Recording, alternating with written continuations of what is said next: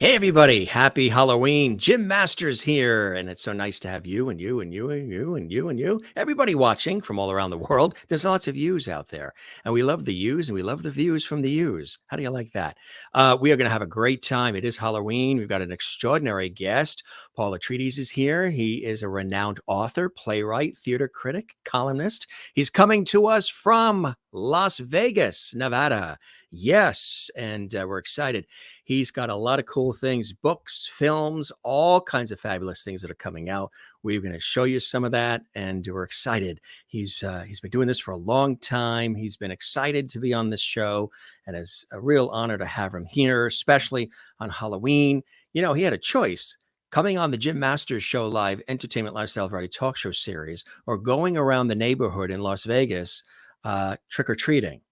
And he said, Jim, if I have a choice between trick-or-treating in Vegas on Halloween night, could be a little interesting, or coming on your show as a guest, as a special featured guest, I'm going to forego the trick-or-treating in Vegas because trick-or-treat time is basically every day in Las Vegas. So he doesn't necessarily have to do that on Halloween. He could probably go trick-or-treating tomorrow. He decided, I'm going to be here with you and all the lovities, all the viewers watching around the world. Speaking of that, gang, if you would like to comment in the JMS Live Lovity chat room, we actually have a chat room that is reserved for all of our subscribers. It's exclusive. Guess what you can do? You can actually be a part of that. And how do you do that? You just subscribe to our YouTube channel. Simple, easy, quick, doesn't cost a thing. You just click this button that you see right there on your screen. Well, it's actually not on the screen. It's on the screen right now, but it's on our YouTube channel. It's a big red rectangular button that says subscribe. When you click that, you're a part of the JMS Lovely Squad, our viewership. We really appreciate that. Doesn't cost anything. And don't forget to like this episode and leave a comment for us as well. That really helps us big time. Again, we say happy Halloween to everybody. For those who are out there we've got our gold pumpkins there for the season. You see them there? Right there. And, that's actually so perfect. He's coming from Las Vegas, and we've got gold pumpkins. I mean, how much more appropriate is it, right? He's coming to us from Vegas, and we'll have him on in just a second. But hope everybody's doing well. And again, if you'd like to comment, and there's a bunch of comments already there. We appreciate you guys joining us here on Halloween as well. Happens to be the date of the show. And thanks for being with us. We're going to have a good time. And let's tell you about our very special guest. Paul, again, is an author, playwright, theater critic, columnist. He's all excited to be here, and we are honored to have him here as well.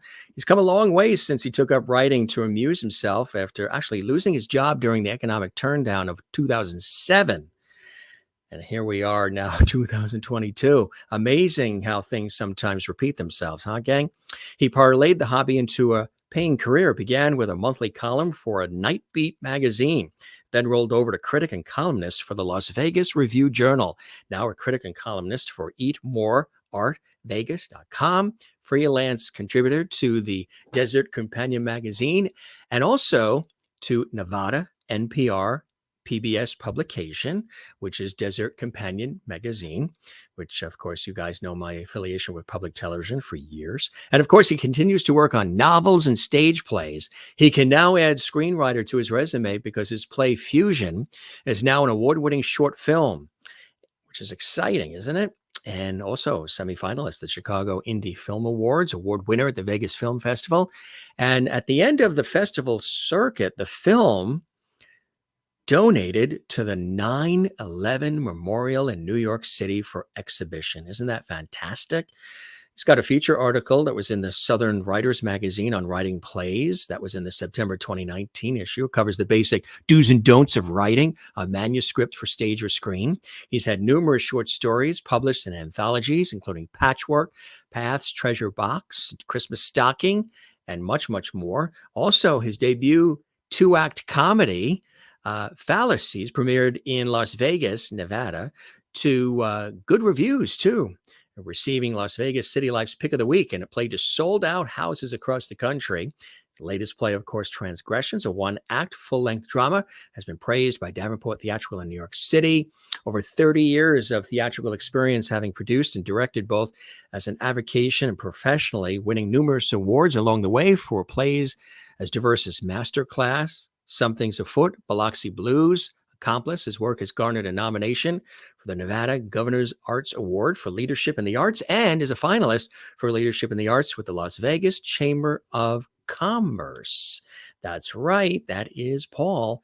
And we're so excited to have him here on the show, joining us in just a second from Las Vegas, Nevada. Hope you guys are doing well. Again, it's a real pleasure to have you here on the Jim Masters Show Live.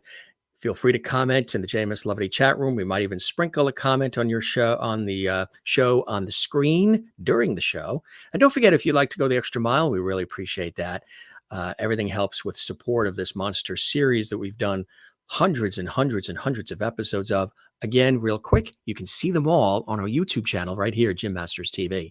Every episode you can see again in their entirety right here on our YouTube channel, Jim Masters TV. So yeah, we appreciate that. And you can do a super chat, super emoji, super sticker. That's something you can do during the actual live show in the JMS Lovely chat room. That helps us big time. Or you can do the super thanks, which is a heart icon you see under every episode on our YouTube channel. You can do that as well. And we thank you for those of you who have been doing that. That helps us big time. All right. It is time to welcome Paul to the Jim Masters Show Live series. He's poised. He's ready. He's all excited. He's got the books right by him. Matter of fact, before we do that, we want to show you something really cool. We've got this little trailer about the books and about the film and everything else. So take a look, gang. And then Paul is going to join us in just a second on the Jim Masters Show Live. Happy Halloween, everybody. It's so great to have you here. This is a real treat, not a trick, to have you guys here. Take a look at this. Cue it up, and then we will press play, and here it is.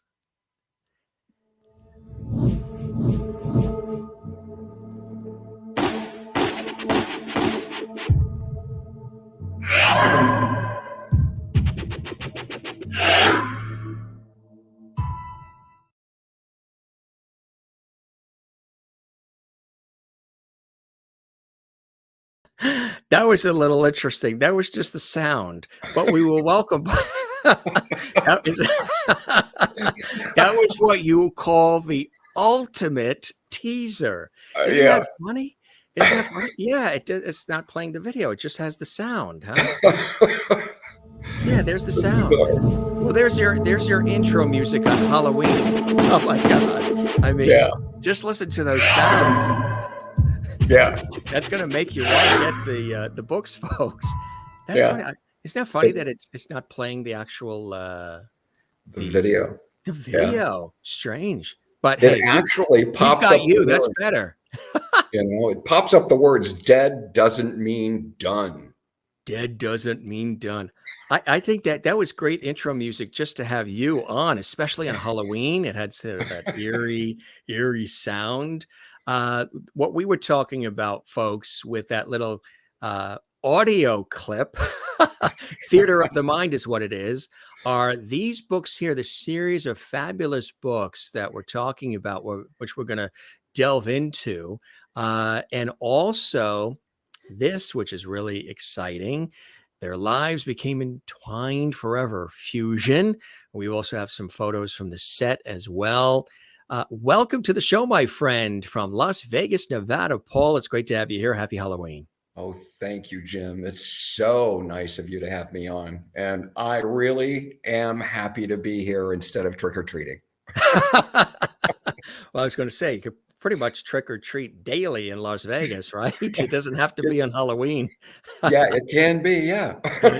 That's it. So you're there in Vegas, and what brought you to Vegas? How long have you been in Nevada? And again, sometimes here in the Northeast, we say Nevada.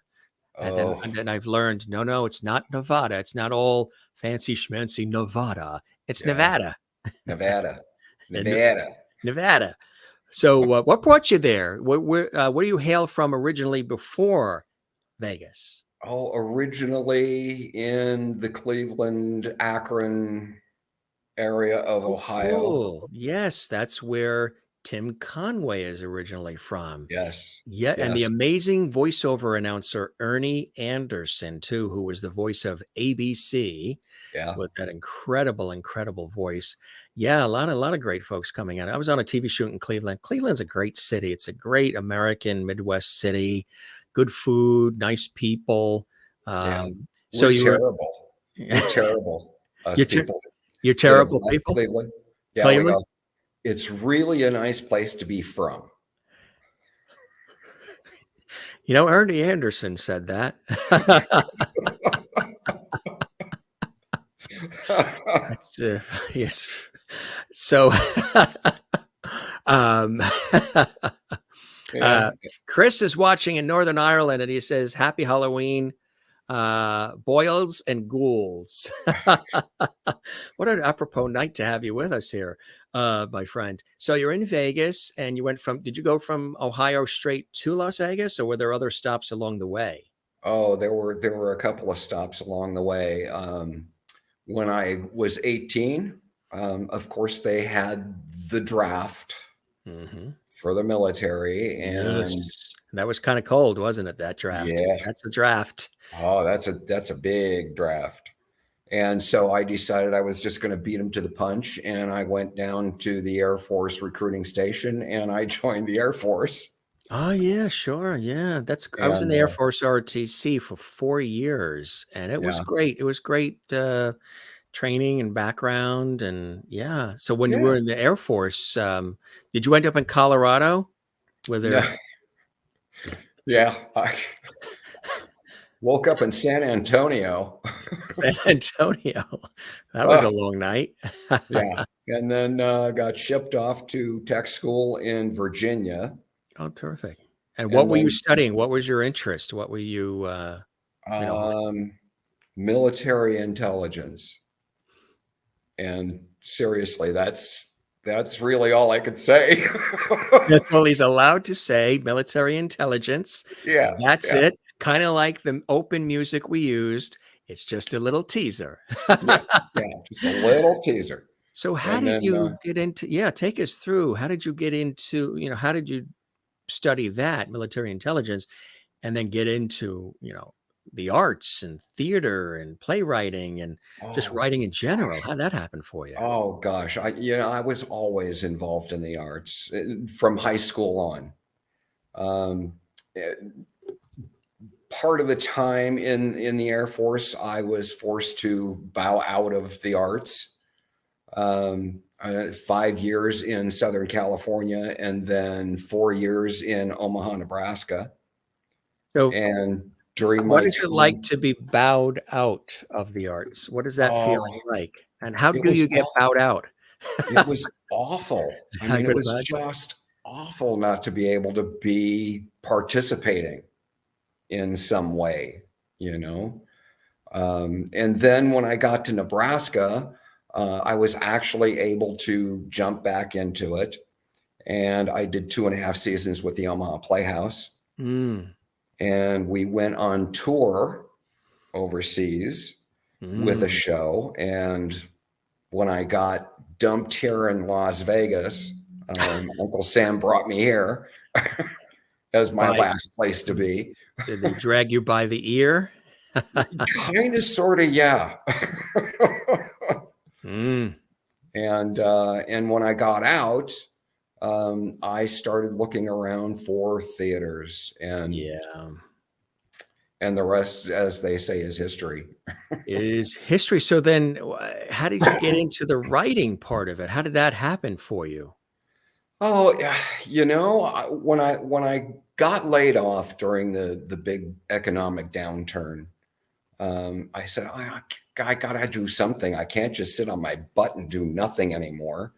And I had recently been diagnosed with a form of muscular dystrophy, which made it very difficult for me to continue participating in theater. Yeah. So I said, well, okay, what can I do? And I sat down at the computer one day and just kind of started playing around with writing, and came up with a few short stories. Mhm. And oddly enough, I had gotten to know the theater critic from the RJ, And he read some of those short stories and he said, I got a friend that runs a magazine and I've been bugging him forever that he needs to have somebody writing a column about theater. Mm. So he hooked me up and I got started. Wow, that's fantastic. And And had you always enjoyed writing? Were you writing throughout your life on different, forms and opportunities, even as a kid? not really, no. No. It's very, very odd, I guess, that I turned to that. But yeah, it was fun. I sat down at the computer. I could write anything I wanted to write. I was just writing for myself, just to amuse myself. And we went on with that. And then the RJ picked me up when the theater critic passed away. They needed a replacement. So they picked me up. And so I was writing for them and doing a column for them. And a couple of the short story places picked up early work. And boy, I was on my way. I was like, this is cool. Somebody's actually paying me for my words. Isn't that amazing? It is. Wow, that is really, really cool.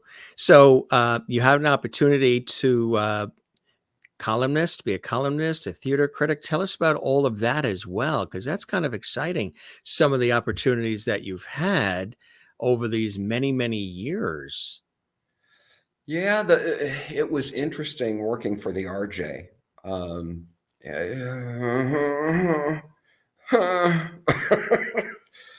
I enjoyed it. I really did. But there were times when I was like, oh, just a little disgruntled. A couple of times when my editor said, you need to dumb this down a little bit.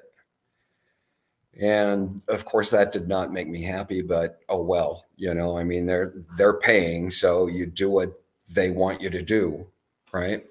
Yes. Yeah. Absolutely. If they're signing the checks, exactly. Actually, yeah, yeah. Yeah. And then sadly, Nathan Adelson bought the paper and he cut all the coverage of the arts, all of Mm, it, mm. gone. Just one day I That's got what up and happens. opened Yeah. my email and it was over. It was that during the economic downturn of 2007. No, that happened. When did we get cut? 2016, I think. Mm. 2016, I think, is when he bought the paper and then 'Cause cut all the arts coverage. you did a monthly column with Nightbeat magazine, and then you rolled over to, again, critic and columnist for Las Vegas Review Journal, Yeah. and also freelance contributor for the Desert Companion magazine, which is part of Nevada NPR and PBS. Tell us about that. Yeah, it was kind of odd when I was involved in theater work. I got to be kind of sort of friendly with some folks. I was the co-director of the theater division of the Allied Arts Council here. And some of the other folks that were on the Arts Council board with me and worked on their magazine, I had known them and got to know them a little bit better. And then one of them became an editor with Desert Companion. And as I was working on being a theater critic, he decided to reach out to me and see if I would do some very small pieces for Desert Companion. Like, oh, you tell us who the best show of the season was this year and who was the best actor this year, and that kind of thing. So I did that a few times. That was fun. You enjoyed it, huh? Yeah, yeah. Yeah. And And now be Eat More affiliated Art with. Vegas took over. So Yes. Tell us about that. That's kind of cool. Sounds yeah, delicious. when the RJ cut us all, there was no theater coverage, no reviews, no nothing.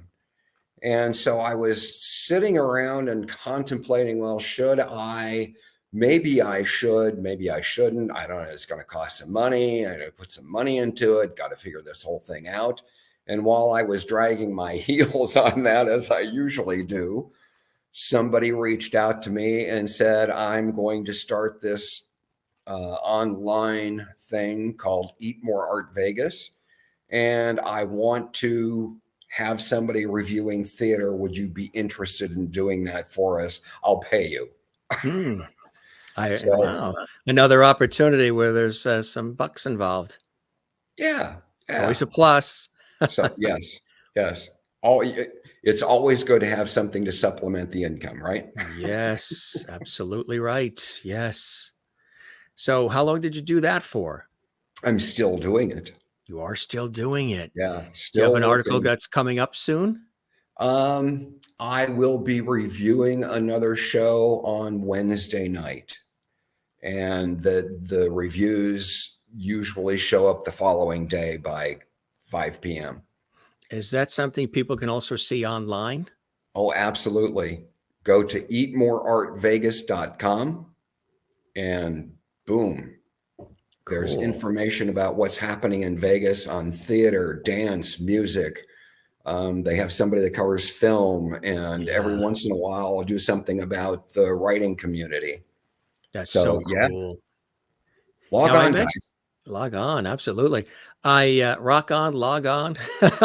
Yeah. I also said that you are a screenwriter, and your play Fusion is again an award-winning short film, all kinds of wonderful accolades and notoriety, which I think is great. But at the end of the festival circuit, the film even donated to the 9/11 Memorial in New York City for exhibition. Tell us about Fusion, which is a real a labor of love and near and dear, and it's like a baby for you. And Yeah. congratulations. Tell us how it all started, the inspiration for it, and what it's about. Oh, isn't that interesting? I decided at one point that I wanted to try and be literary. And so I thought I would really like to do something about 9/11, and I would like to approach it from a tale of two cities kind of thing. It was the best of times, it was the worst of times, that thing that Perspective, yeah. that everybody knows. Yes. And so I started out and I wrote these two characters. And at the time that I started, it was just going to be a print piece, a written piece. And I sent it to a friend of mine in California, and she looked at it and she sent back and she said, "This is a mess. It's never going to work." So, and having somebody that will be honest with you in this Are you particular, guys still friends? oh, absolutely, That's probably absolutely. great advice she gave you, right? Yeah, it's so important to have people who will be honest with you and tell you, Yes. this really sucks. Right, exactly. Yes. So I started thinking about it and said, well, okay, so what if I turned it into a short play? And I did that. And then the woman that runs eatmoreartvegas.com had hooked up with this woman in Seattle who owns and runs the Grief Dialogues. And it's a way for people to learn how to grieve. Mm. And she was putting together an overall production, and she was looking for a bunch of short pieces to put on stage together. And so she contacted me and we met, and she said, "Do you think this would give an indication as to how we go about grieving as a nation?" So I sent her the script. She liked it. It was done here in Vegas Mm. and sold out house. It was Wow. Yeah. amazing, Yeah. just Huh? amazing. We had that filmed, and I was like, well, okay, that kind of works, but it kind of doesn't either. You get the odd sound being picked up by a camera microphone 30 feet away. And so I started looking for somebody that would actually film it for me, because early on I had submitted the script to the museum and they liked it and asked me what I thought they would do with it. And I said, well, do a performance piece in the museum. And they said, I don't think we want to be doing performance pieces inside the museum, but if you ever get it filmed, we're interested. So I started looking for production companies and could not for the life of me get anybody interested in filming it. I got an awful lot of, oh my God, that's old news, who cares? And I was like, seriously, who cares? Isn't that amazing? We talked about that, right after 9/11, you saw all the American flags. Everybody was waving the flags. Everybody was, let's come together. Let's love one another. Let's be joyous and let's be unified. Yeah. And then the next news event happened and boom. Yeah. It's amazing the attention span and lifespan of some major things like that, right? Yeah. Yeah. So, I went, okay, well, forget it. It's, the film will never happen. And then Tim Chismar, who produced the film for me, was here picking my brain about another project he was working on. And somehow, some way, we started talking about fusion. And he said, well, let me mull it over a little bit. And 3 days later, he called and he said, I'll produce it. I've got a director. I've got the studio lined up with everything we need. I got actors for you to look at. You pick out actors and we'll do it. And so we did. So we managed to make it in time for the 20th anniversary of the attack. That's amazing. Wow. Because this film is now a part of American history, with it being, donated to the 9/11 memorial and museum. Yeah. And I never thought of it that way. So thank you, Jim. Right. It is. Yeah. Right. It is part of American history. And that's extraordinary. And, who knew? And where can people see it? Where is it something that if people want to see fusion, they can avail themselves of the opportunity to have access to see it? Is it on streaming locations? Is it on Amazon? Is it something they can buy on DVD? Where can they actually see it? Yeah, isn't it terrible? Or do we have to come to your house and bring popcorn? Yeah. You can see it at the museum, of course. Yeah. The agreement that I had with the museum was the only access that I want to it is to be able to say it now belongs to the museum. So if people go to New York City when they're traveling and they're visiting New York City and they visit the museum, they can see it as one of the exhibits. That's really that's something, huh? That's legacy. I mean, it really was. I know you're very humble about it, but that's something cool. Yeah, it really is an honor to be able to say I have a film that is part of the 9/11 museum. So what's the takeaway from the film for people that do see it? What is the takeaway? What do you hope people are left with? What's the feeling? What's the message? What is the takeaway for people? And congratulations on it. I said that it was very well received, lots of awards, accolades. Obviously, the 9/11 Memorial and Museum isn't just going to accept anything. It's like the Smithsonian. It's not just going to take anything. Yeah. There was a purpose for this, and a beautiful one. What's the takeaway for people who do see it? What do you hope they take from it? I hope that what they take away from it is why. Why do we do these things to one another?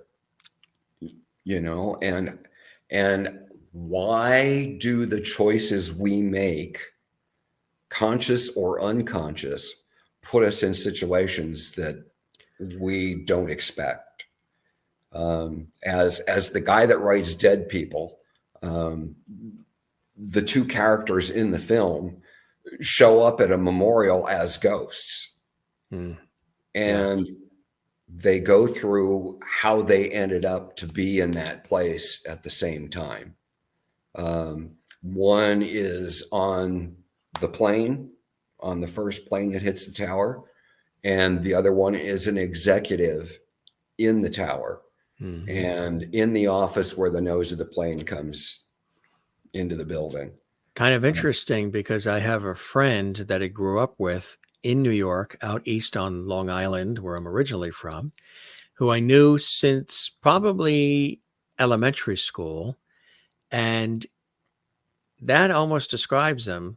He was on the 98th floor of the Oh my North gosh. Tower, and the plane entered the 95th.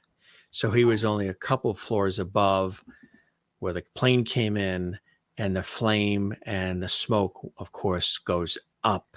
Yeah. Just, 5-year-old child, married, just got promoted to vice president, working within the transit area. And that's that. I Yeah. knew him since elementary school, and it almost, what you're describing basically could be him and many others. Yeah. Yeah. And you see his So, name, actually. His name is Michael Way. You see his name when they roll, especially in the New York area, the television stations, the CBS, NBC, ABC stations yeah. on 9/11, they do the memorial service. I think CNN and others carry it too. When the families of those who've perished read the names of the loved ones, my Yes. uncle or my dad, and his name will pop up, and Yeah. a few others that we've known, especially here, in the New York, New Oh, Jersey, yeah. Connecticut tri-state area. Oh, yeah. Yeah.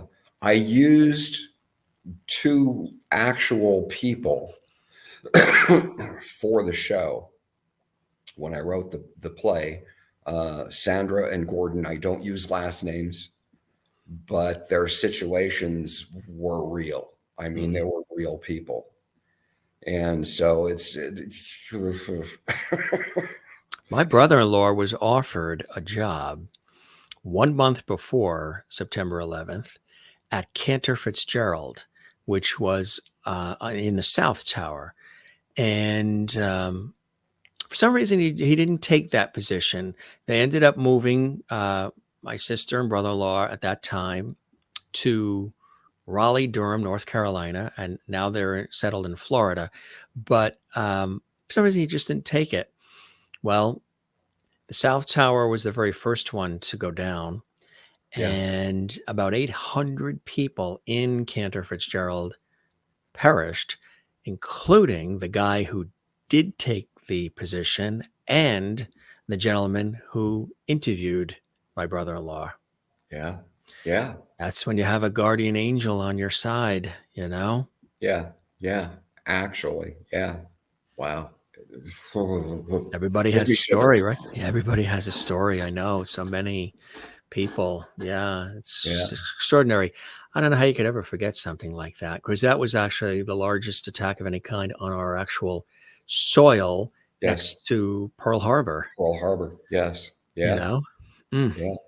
I see somebody by the name of Maureen said that she's Yes. going to New York in 2.5 weeks and needs to Yes. see it. She's going to But I filmed, I interviewed for some of my professional work, television news magazine series, wonderful couple who, um, the wife is a longtime New York City educator since 1967. She's now retired. She's a consultant. And her husband, who is a retired New York City Fire Department lieutenant who had been with the force for 40 years. wow. Both retired, wonderful couple. Their son, Christopher, was also a teacher and educator like his mom, and was also a part-time firefighter like his dad in his early 30s. Well, when the South Tower collapsed, and we featured them in this television news magazine series, and I actually interviewed them at their home just about a week ago, and in the television studio and on location a couple years ago at the 9/11 memorial, where their son's name is listed. And he was one of the first people with his battalion to get down to where the towers were.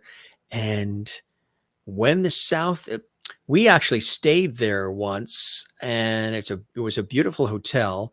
Attached to and adjacent to the South Tower was the beautiful Marriott Hotel. People Yeah. forget about that. They mention the towers, but they forget that there was the beautiful Marriott Hotel, which literally was attached to the South Tower.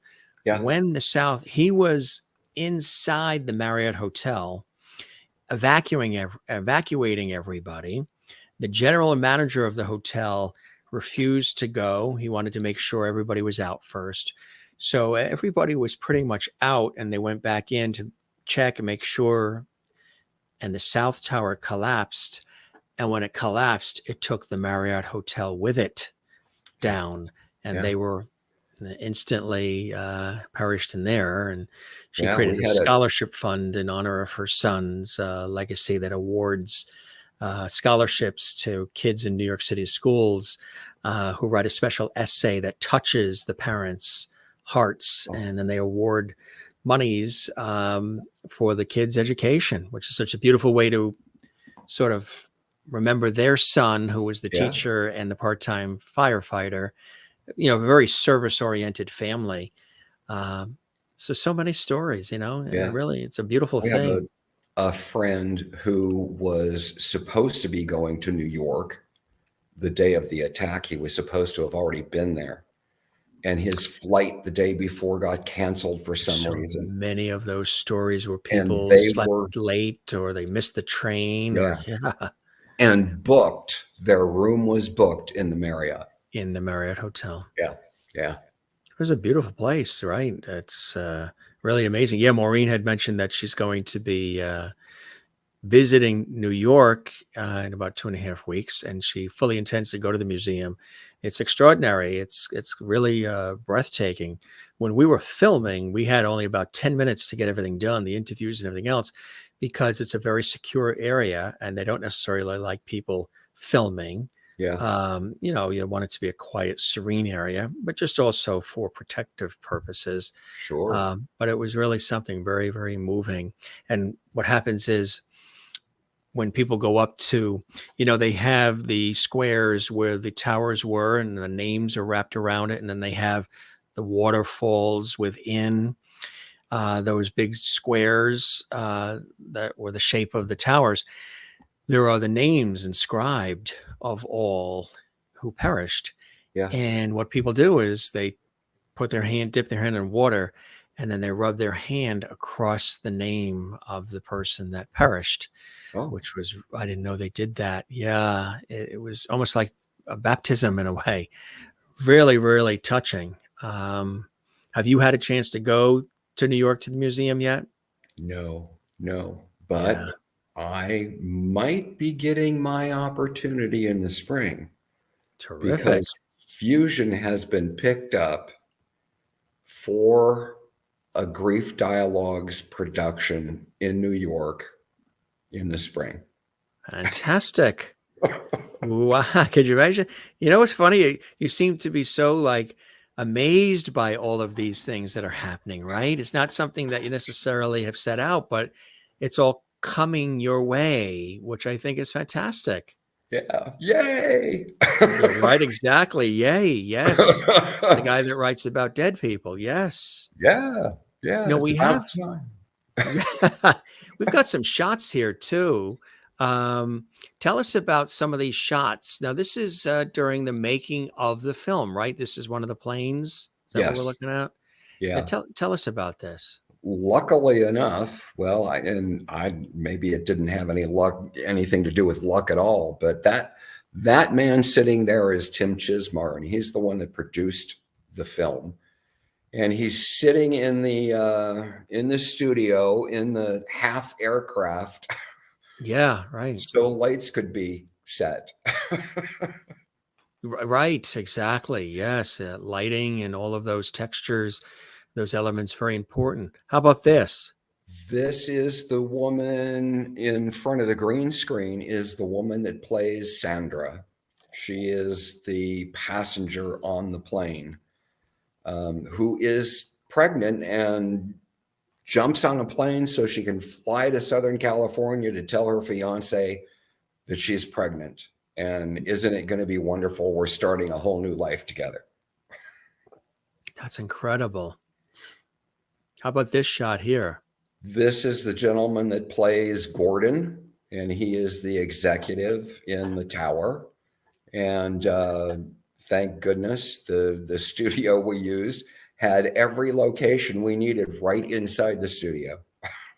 Did it really? Yeah, That's fantastic. it was excellent. I couldn't have asked for a better place. There's another shot, huh? Yeah. You were there. You were on set while this was being done, right? Yeah. Yes. Yeah. Yeah. And were you just watching it and they were following what you had prepared, or were you offering suggestions on the spot so it was stayed true to form to what you created? You know, incredibly, Mark Savage, the director, I have no idea how many feature films he's got under his belt. Agreed to direct the film. The night before we shot everything, we had a read through at his place, and it was just incredible how in tune he was to the entire piece without me having to really say anything. And then the next day when we were in the studio doing all the filming, I think I offered one suggestion to the guy playing Gordon on a line interpretation, and that was it. Wow. That That's was it. incredible. That is incredible, huh? What a great job they did. What a great job they all did. Yeah. And Mark took the reins and he just ran with it. He went back home and he edited the thing, and he got a sound guy and, made sure that the sound was correct. And then we hired somebody to do the music in the background. And it turned out, I'm really pleased with the way it turned out. That's fantastic. I mentioned the books too. Tell us about the books and this whole series. This is kind of cool.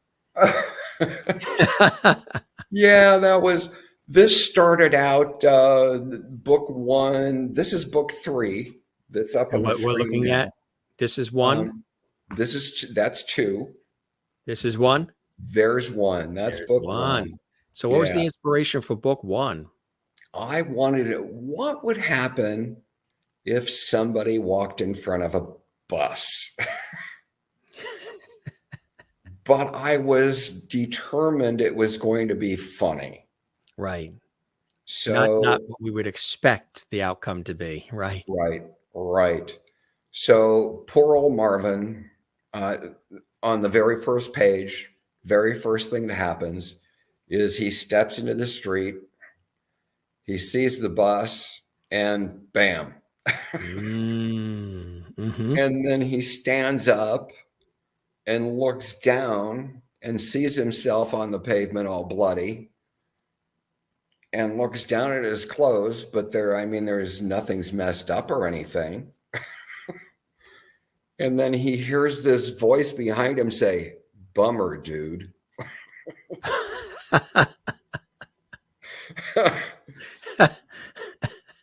And so Bummer, dude.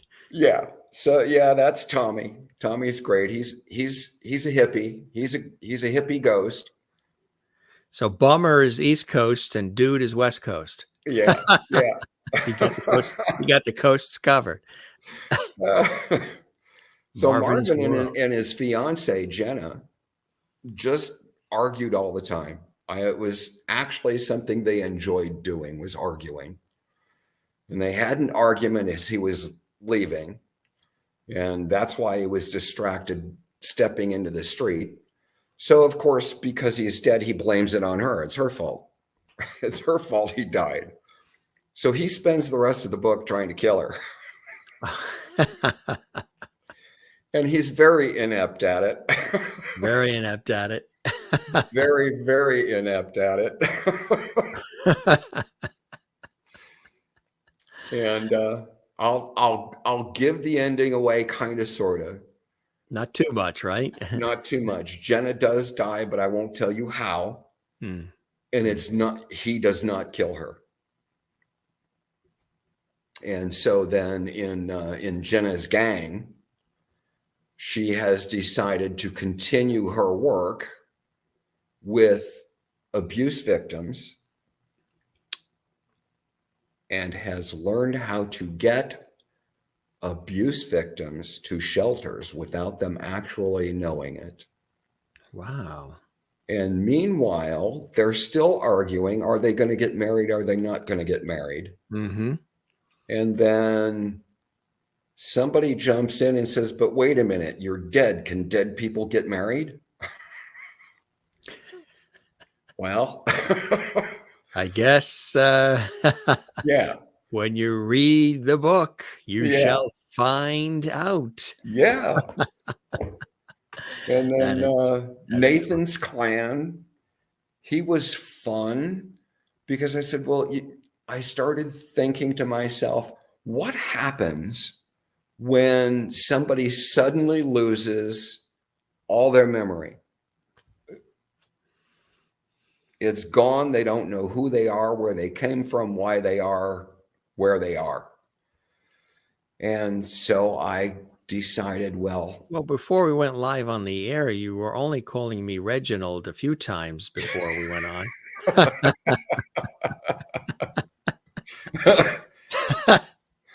So that's what Nathan does. He's a ghost, and he doesn't like being a ghost.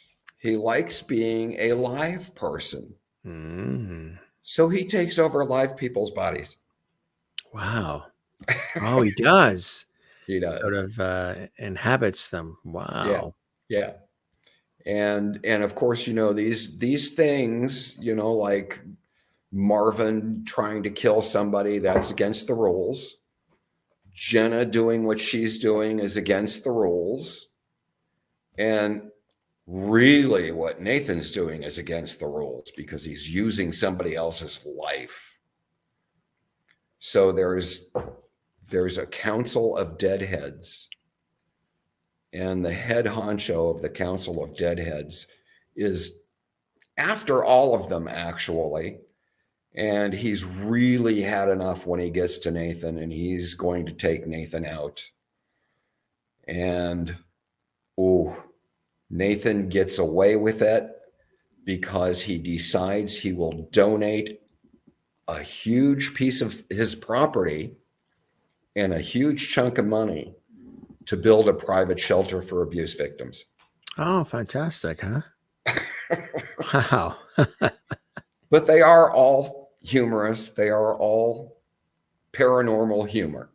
You ever see any of them coming to video or film this series? And is there more in the series to come? Oh, wouldn't that be fun? Gosh, that would be fun. To have it come to film or video, yeah. I keep trying, early on after Marvin like was Sci-Fi or one of those channels. Jeez. Well, Pretty Pictures, the company that produced Nurse Betty. Yeah. They actually contacted me if Marvin was available for film rights. Mm-hmm. And absolutely, well, send us the manuscript. So I did. And a couple of days later, they said, well, but you kind of indicate at the end of the book that there's a book 2. I said, yes, and that's about to be published. And well, are the film rights available for that one? Absolutely. Would you send us the manuscript? So I did. And then I never heard anything else from him.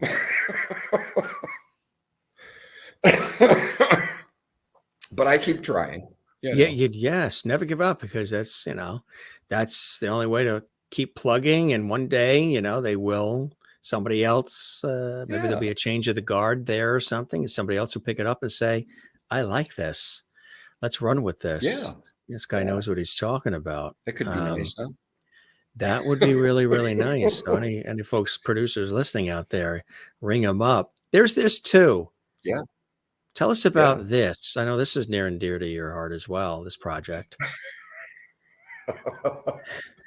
It's the first 2-act play that I wrote, and it's called Fallacies, and it is all about men's issues from circumcision to prostate cancer and everything in between that you can imagine. And so, I mean, everybody knows that size matters, right? I was just about to say, good thing this isn't your memoir. So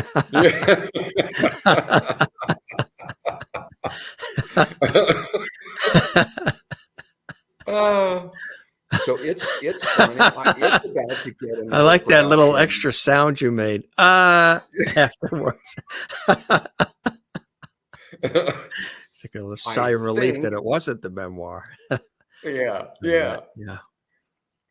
He almost looks like Jesus in this particular, his expression. Doesn't he? Yes, that's the first thing I saw. Yeah, he's a very good actor. He's very funny. So this is, tell us what this, it's an actual play, and where has this been seen? We did 2 productions of it here in Las Vegas, and then it got picked up in Nashville. And they did a production of it in Nashville, and which totally surprised me. I actually had to fly out to see it. That you need to, you got to jet quick on that one. Yeah. I was like, well, and they were doing it in conjunction with another play that was all female, called Motherhood Out Loud.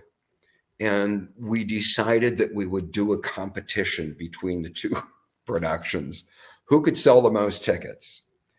So one night would be the women's show, and then the next night would be the men's show, and they just alternated evenings. And at the end, they counted up all the tickets to find out who won, and Fallacies won. See? And I said, if this will play in Nashville, it will play anywhere. That's incredible. And now it looks like there's another company in Nashville that wants to do it this season, along with the new play, which you mentioned at the top, Transgressions. Yes. Which has actually been retitled now to The Last Confession. Tell us about that one. That sounds exciting. And that is about the abuse scandal of the Catholic Church. And I've had some people say, oh, but it's Doubt's already done that. They've been there, done that. The film Spotlight, been there, done that. But no, that's not how this one goes. This is a bishop who is being feted for his years of service to the diocese. And a man comes in for confession. The bishop is hearing confessions as part of his celebration. And a man comes in during the confessions and said, I think it's time for your confession. And they get into it. So it's a completely different take on the whole situation. You actually get the perspective of a victim. What was the inspiration for that? Why tackle that? What was it about that subject matter that you needed to hit upon? I'm not really sure. I think other than maybe I started thinking about the sexual abuse of men that seems to be denied by a lot of society. I've just finished writing a new novel that is about the abuse of men, not sexual abuse, but abuse of men. That authorities, the justice system, and plenty of people just in society don't like to admit that this happens, that a man can be abused, that a woman can be an abuser. In Fallacies, there's a scene in Fallacies, a monologue, where a man describes having been raped. And people don't believe that men can be raped, but these young men and women that were victimized in the Catholic Church were raped. I mean, that's rape. And so that's where that came from. What's been the response thus far? The response has been very good. We did a public reading of the manuscript here. Probably, I don't know, maybe 50 people. And everybody that was there really liked it. They thought it was a very powerful show. They, of course, had suggestions for me to beef up the script. And I'm always happy to do that. I'm always happy to take suggestions, anything that will make my work stronger. Was that pun intended?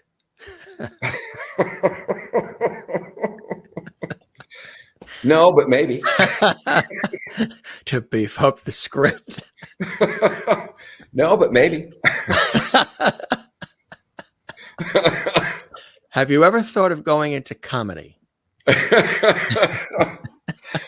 Yeah, I could. My father has always said, Jim, you should have gone into comedy. He keeps saying you were born 30 years too late and you should have gone into comedy.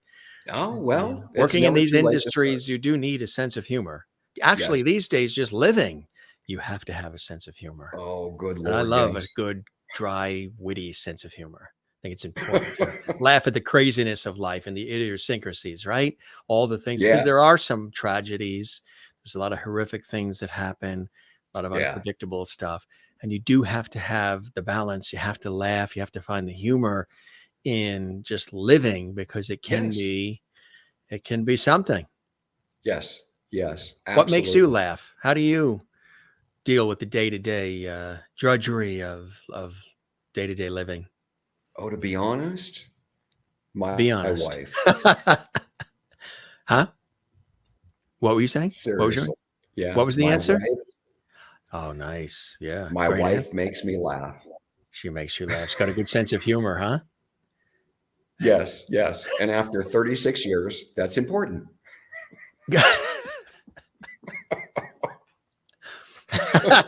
Would she agree? I think so. Yeah, I think she would. See? Yeah. There you go, everybody. Marriage tips from the guy who writes dead people. What other work are you working on now too? What else is up your sleeve? Oh, I have a couple of things going on. I've got a new novel that I've started working on. It's about the Oklahoma Dust Bowl. And it kind of, sort of, I hope, borders on horror. A gentleman whose farm has gone arid, completely arid, finds a doll. And this doll convinces him that if he would kill his father, the land would become fertile again. So, yeah, I'm trying my hand at horror. I'm trying my hand at horror.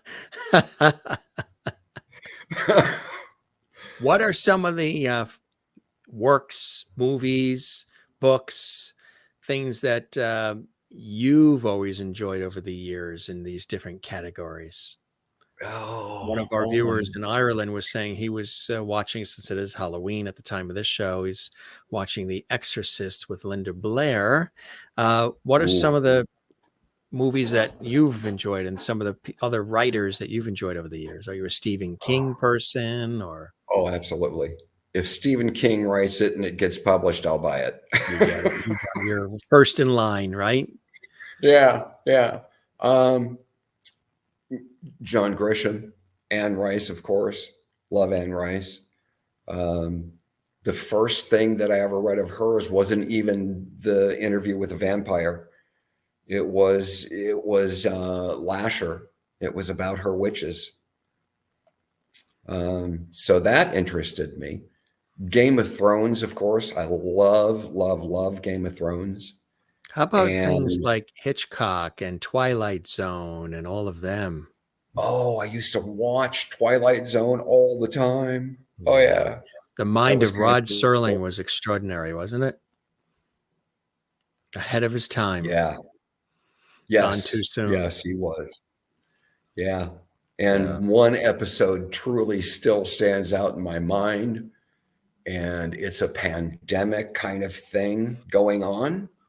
And what happens is they end up their breath ends up covering them in webs.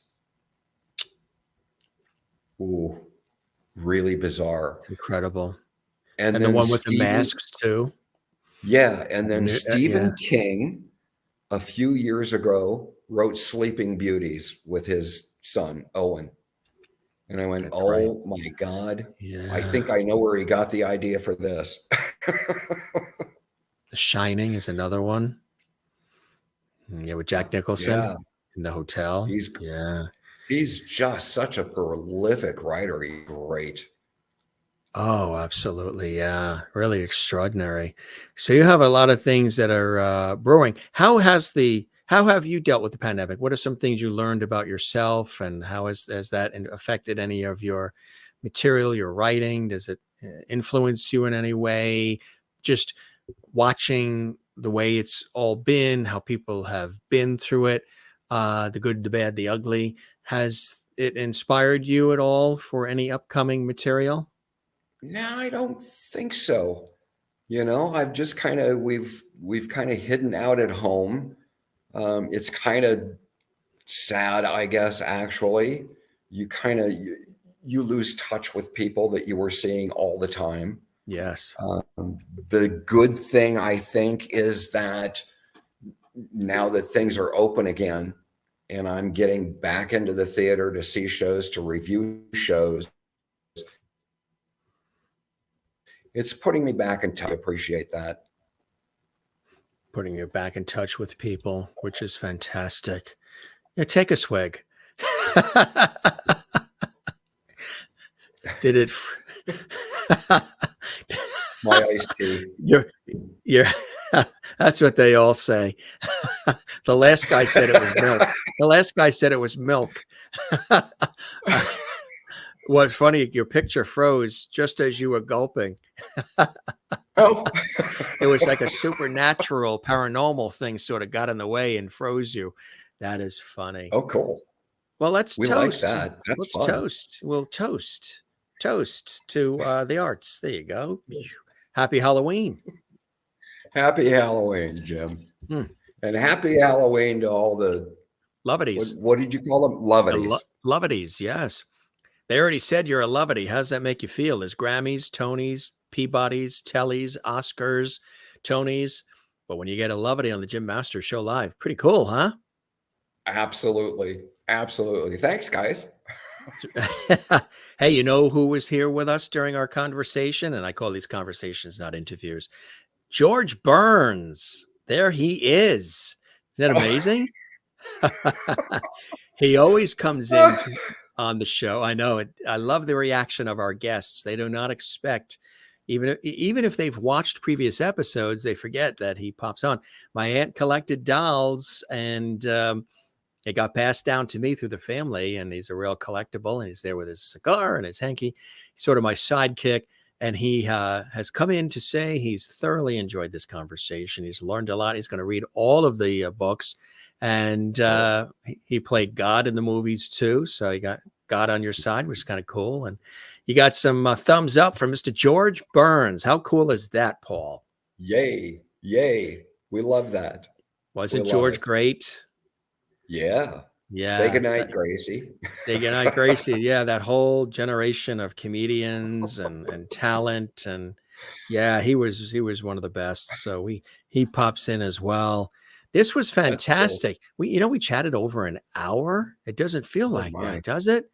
No, it doesn't. It It doesn't. doesn't. Ah. And Maureen I was says so worried. you were worried that you wouldn't have enough to say, right? Some guests say that. They're like, I Yeah. am always worried I don't have enough to say.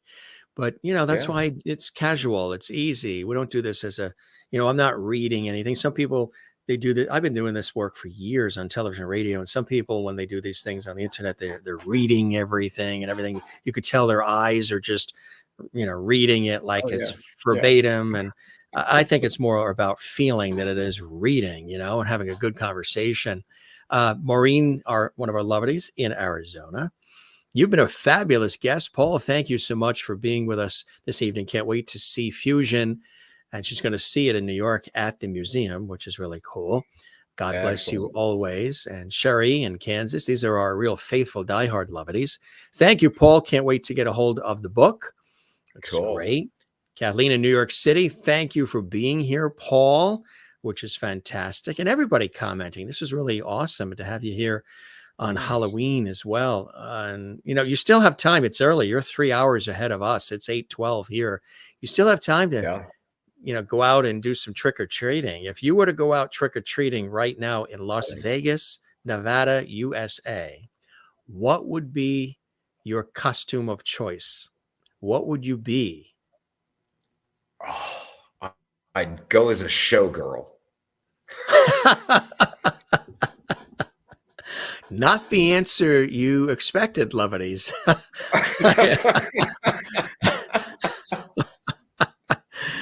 That is funny. You would go as the showgirl. So Yeah. can you throw the leg up like a rocket? Are you that nimble? You know what? Back in my youth, I could. Yes. You don't want When I to. was, You wouldn't like to do a live demonstration on the show right now or anything, right? I don't know if there's enough room. You're actually. Is there enough room? Now this is what we call an exclusive.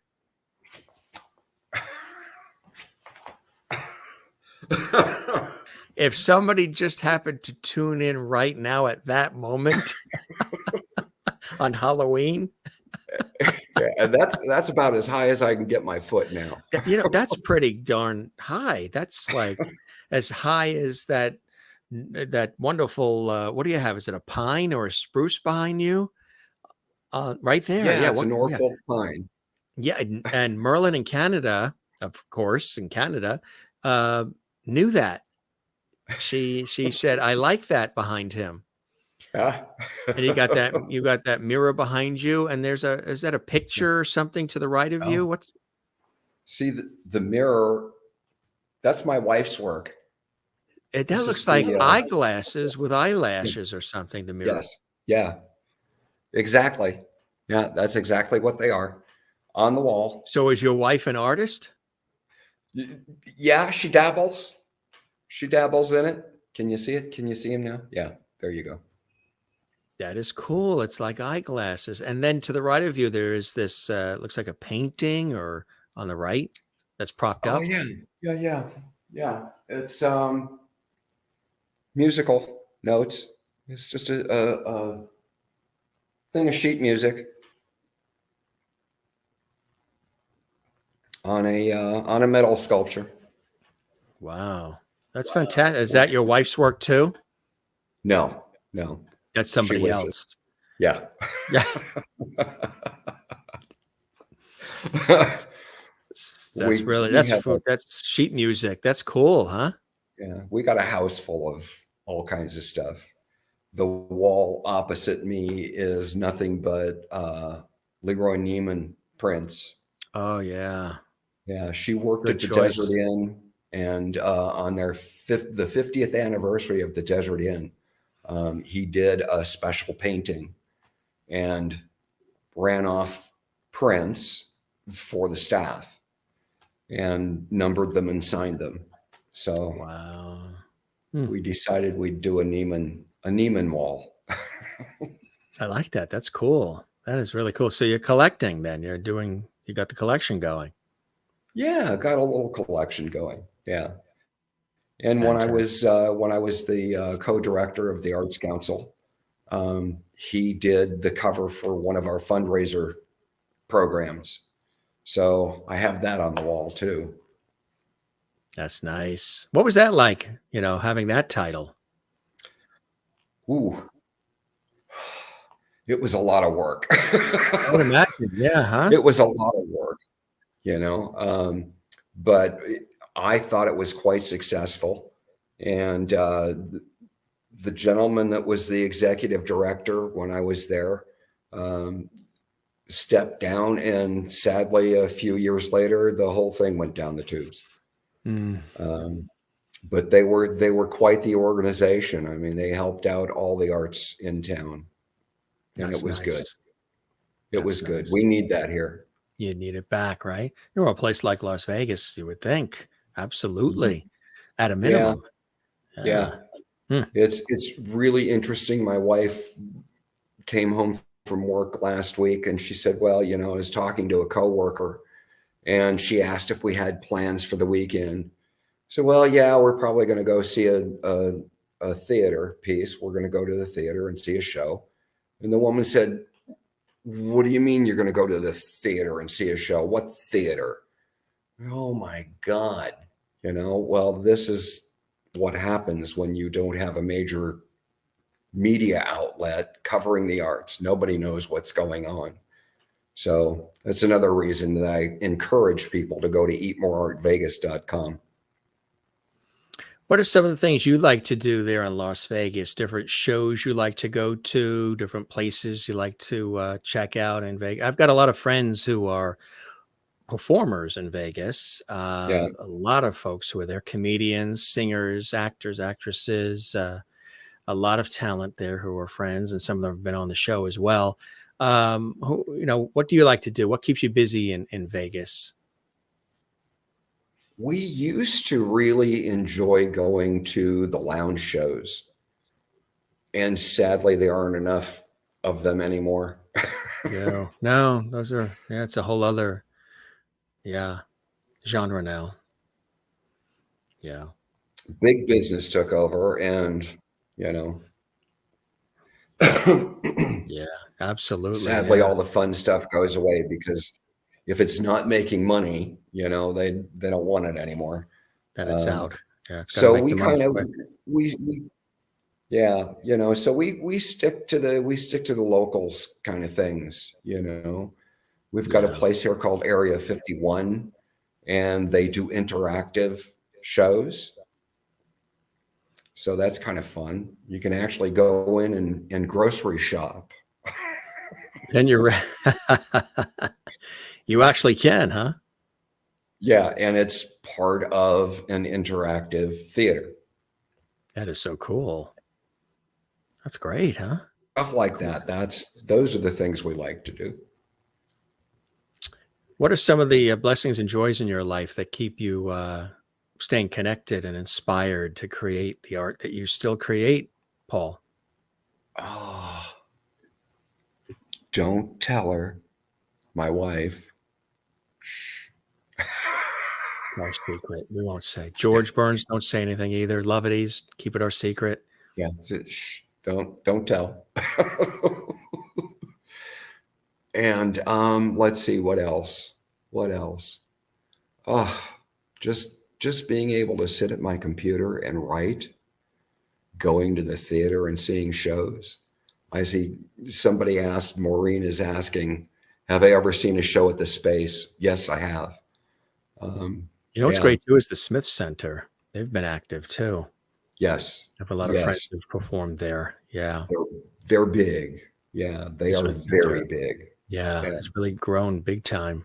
Some of my yeah. friends also work on the television stations there as well, and the on-air talent for the local stations in Vegas, and Oh, nice. cool stuff. Yeah, really cool Yeah. stuff. I was just in Nevada actually.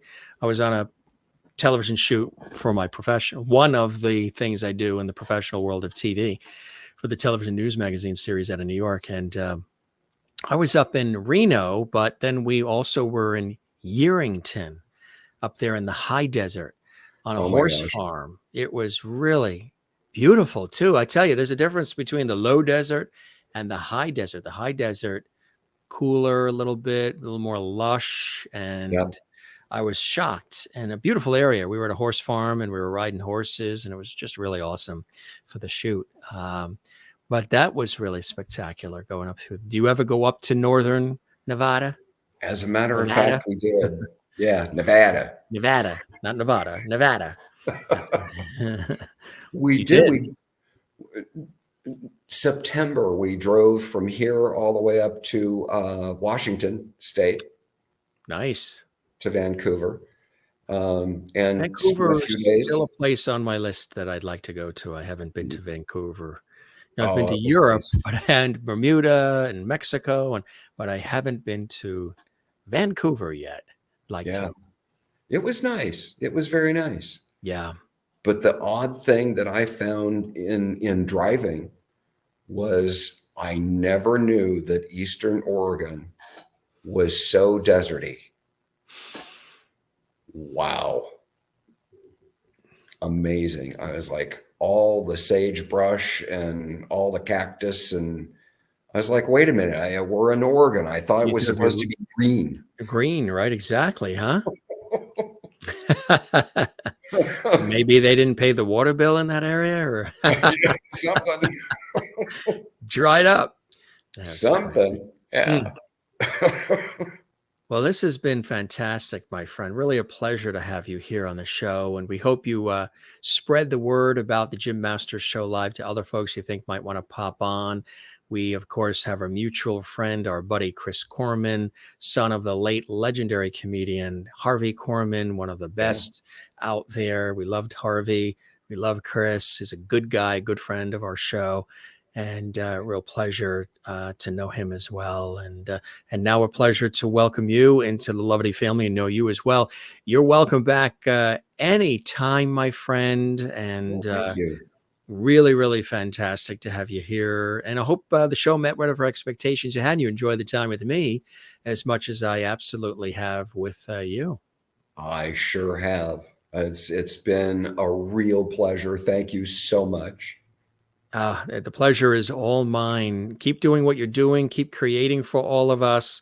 And somebody that wanted to fly in, especially on Halloween, as I think you mentioned ghosts, one of our cast of characters that we used to show them a lot, but Mr. Casper is here to say hello. Oh, how many Lovities remember that show? Casper, there he is. There he is on Halloween. He's just sort of flying in. He's one of our cast of characters, Mr. Casper, the friendly ghost. So That's he great. says hello from the East Coast on Halloween. Hey. You think you can cast him in something? Maybe you can bring the series back or do a version of it. Oh, wouldn't that be fun? He's the friendly ghost, remember? That's right. Yeah, That's right. He was one of the friendly ones. Yeah, he doesn't scare anybody. He's flying off because he's got a very busy night tonight. Yeah, George, and of course somebody else that's a classic here on our show, Mr. Bob Denver, who played Gilligan, is with us. Good. Yeah. My God, you've got them all. This came from Bob Denver's wife, Dreama Denver. Aloha, Jim. She sent this. She said, you got all these different television related things on your show because I work in TV. And she said, you're missing the Gilligan bobblehead. I'm going to send it to you. She was a guest twice on our series. She's a big fan of the Jim Masters Show series. So she sent this, and there he is. There's Bob Denver, Gilligan, which is really cool. And right over here is the I Dream a Genie bottle. Yeah, right there. Oh my God. Cool stuff, right? Yeah, that was a gift from a friend that knew I always enjoyed that series. So Very cool stuff. Casper is one of the best. You know it, absolutely. And cool stuff. This was great. You stay in touch and continued success with everything. And did you eat dinner yet? Probably not, right? No, not yet. What are you going to have? What is the guy who writes about dead people going to have for dinner? We're going to a friend's Something house. with bones? and she makes a special dead man's chili. Ooh, that's fantastic.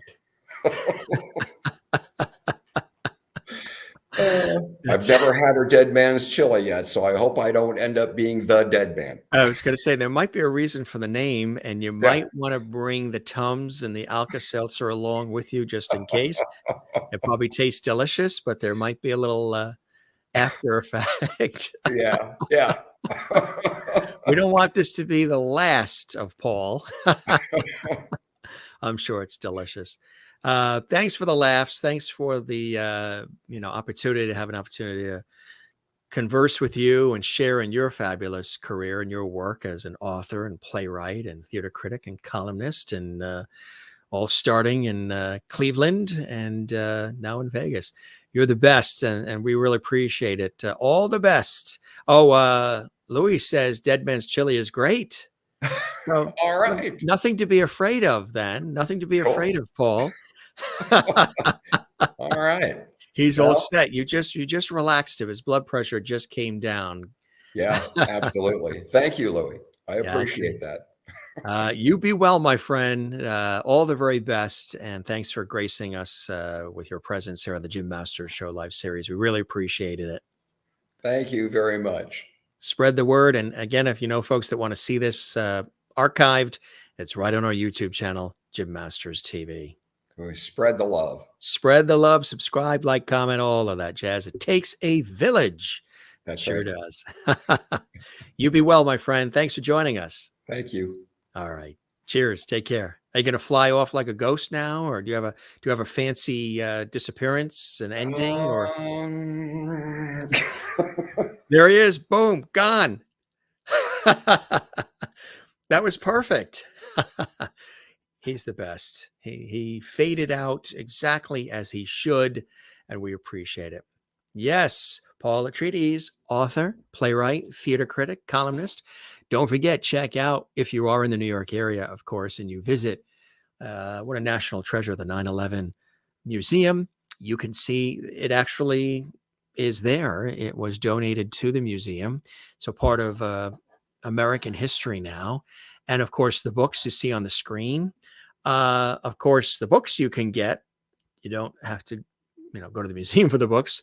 That's not where you'll find the books. Fusion, the movie, is there, but the books, of course, there's his website right there too. You can learn more on the website, and you can go to other places like Amazon and Barnes and Noble and places like that where you get your books. It's part of the series there, those 3 books as well, and other works from Paul.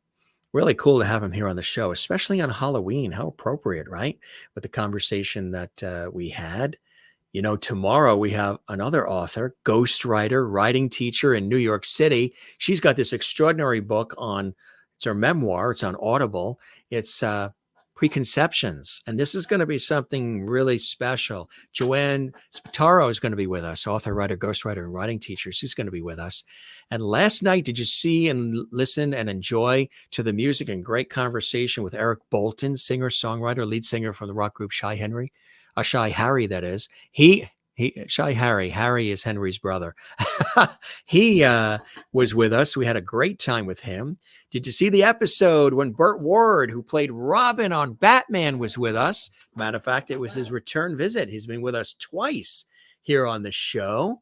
Did you see when Jenny Kwan was with us? Film and television actress, starred in California Dreams on NBC. Now she's a part of Around the Sun. She is the voice of Avatar, and she's done a lot of voice work. She's really incredible. All here and hundreds more. You can binge watch them all on our YouTube channel. The Jim Masters Show series is available on YouTube at Jim Masters TV. Don't forget to give this episode a like. There's a thumbs up right there on our YouTube channel on this episode. Give it a thumbs up. We appreciate that. Leave us a comment on the YouTube channel. And don't forget to subscribe to the YouTube channel. That helps us big time. It truly, truly does. Helps us grow, helps us reach more people. And it's a pleasure when you do that. And we thank everybody who's done that as well. That really is a blessing. Check out some of these Halloween comments. And no, thank you, my friend. It's good to have you with us, and happy Halloween. Happy Halloween to everybody. Kathleen says, thanks, Jim. Great show. My pleasure. It was terrific to have Paul on the show. Happy Halloween to you as well, and everybody watching around the world, or the countries that do celebrate it. What a load of fun this conversation was. You hit it out of the park with this one, Jim and Paul. We thank you. And George Burns, who's sipping his martini with a cigar, has said the same thing. We've got people that are trick-or-treating right now all around the country, around the world, and that is fantastic. I used to love Halloween when I was trick-or-treating as a kid. All the different costumes we used to. My dad, when we were kids, used to dress up with his Frankenstein costume. And so when the kids would knock on the door, he would answer. My father, like 6'2", he would answer the door when we were kids, and the neighborhood kids would come for their candy, and they were in their costumes, and then they would be shocked that the person that answered the door had this costume on. Really, really fantastic. And a lot of great Halloween memories. I'm sure you have yours as well. Good night, all. Hope you all have a spooktacular evening. Thank you, Jim, for another wonderful show. You're amazing. Thank you very much. We have an extraordinary week of incredible guests, and I want to give you a little teaser. You know who's going to be joining us on the show? Legendary comedian Rita Rudner. Yeah, in just a couple of weeks, she's going to, in November, which it is going to be November starting tomorrow. Guess what? She's joining us, and a lot of other surprises. So we are so excited about all the guests who have come through the Jim Masters Show Live Levity Hall. Some have returned, many have returned because they want to be back on, and many more to come. A lot of great shows coming up. So good stuff. Matt put on his werewolf mask and handed out candy. Fun. Only one kid cried because he got scared by the werewolf mask, huh? Well, Casper and I say happy Halloween to all of you. And you gotta have Casper on, right? We say happy Halloween, one of our lovely cast characters here. Lovely reigns on the Jim Masters Show Live, even on Halloween. So Casper says hello. He's a friendly one. Of course, if he's a lovely, he's got to be a friendly cast, right? Remember? If you love this episode, give it a thumbs up, leave a comment. Don't forget, you can always do super chat, super emoji, super stickers when the show is live. And afterwards, there is super thanks. And that's on the YouTube channel. A little heart icon, click on it, and that helps support our series as well. You can find me on all of social media at Jim Masters TV on Instagram, Twitter, and Facebook. Feel free to follow and like and all the rest. And good stuff. We've got candy, and we've got cupcakes, and we've got pizza, and we also have chicken cutlets that we're having for dinner. Haven't had dinner yet. It's been a really busy day. I was on the radio all day, and I had a television shoot, and it's just a really busy day today, and then getting this show and upcoming shows ready. And on Wednesday, we've got an amazing musical group, and they're going to perform. Take 3 is going to be with us live this Wednesday. We're really excited about that.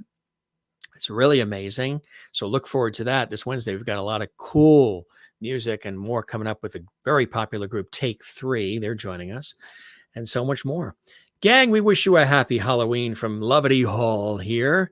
And we thoroughly enjoyed having Paul with us. It was terrific. It was a treat, not a trick, on the Jim Masters Show Live series. You guys be well. As always, we don't say goodbye around here. We say take care. See you later. Ciao, cheers. Shalom, hasta la vista, moi loop, slancha. Take care, be well. Love one another. Take care of one another. Be sure and take care of yourself. And don't forget to, we sort of bringing this back. We used to show this in the early days of the Jim Masters Show Live series. Don't forget to relax. Yes, I know you guys love this, and we decided to bring it back. Don't forget to relax, to breathe. We picked this up when we were on a family vacation in beautiful Newport, Rhode Island, which is on the coast of southern Rhode Island. And there you can see like a 1920s, 1930s beach scene there in Newport. Don't forget, the world is crazy. The world can be upside down, topsy-turvy. No matter what, don't forget to relax. Yeah, bring it in there. Don't forget to relax. This we used to show often on the Jim Masters Show Live series, so we wanted to sort of bring it back. A lot of you have been asking for it. Where's the relax sign on JMS Live? Here it is, gang. Don't forget to relax and breathe from the diaphragm. It throws the lighting off when I show it. The lighting doesn't know what to do. Our studio lights is like, what are you doing, Jim? All right. Yes, that is back. That is back.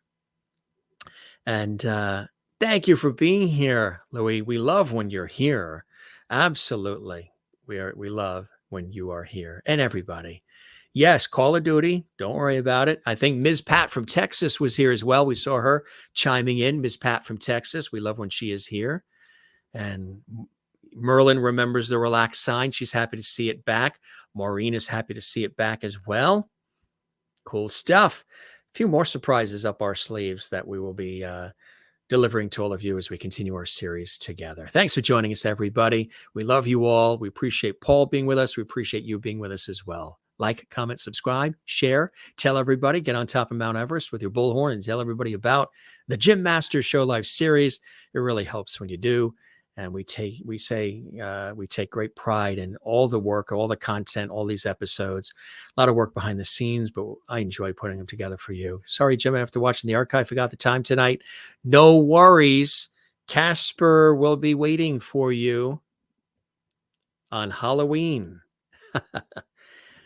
Jane watching in Sweden, where it's late into the evening.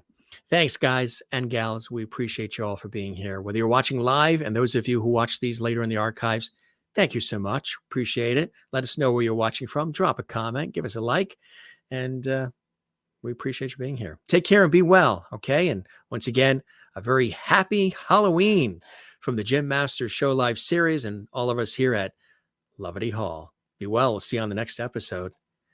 Take care. And I think there's a couple more comments that popped in. It was last year's Halloween show that you learned Weedapol and not Wojciechowicz.